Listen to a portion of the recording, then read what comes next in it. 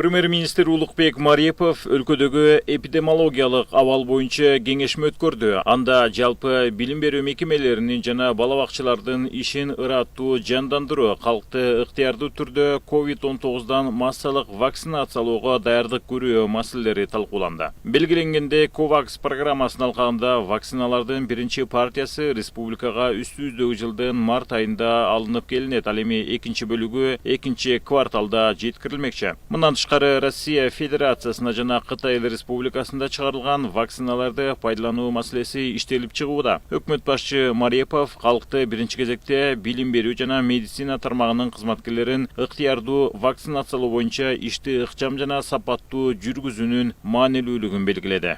Коңшу өлкөлөрдө вирустун жаңы штаммтарын жуктуруп алуу боюнча катталган окуялар бизди кооптондурууда. Өлкөнүн бардык медициналык мекемелери оорунун санын көбөйтүү ыктымалдыгына толугу менен даяр болуш керек. Өзгөчө ооруканаларда суюк кычкылтекти берүү тутуму орнотулушу маанилүү. Эпидемиологиялык абалдын начарлашынын ыктымалдыгын эске алуу менен дары-дармектердин жана жеке коргонуу каражаттарынын запасынын көлөмү үзгүлтүксүз көзөмөлдүү болушу тийиш. Ошондой эле зарыл дары-дармектердин корун жогорулатуу керек. Кеңешменин жыйынтыгы менен бир катар мекемелерге тапшырмалар берилди. Эске салсак, 11 февралга карата Кыргызстанда COVID-19 вирусунан каза болгондор 1437 адамга жетти.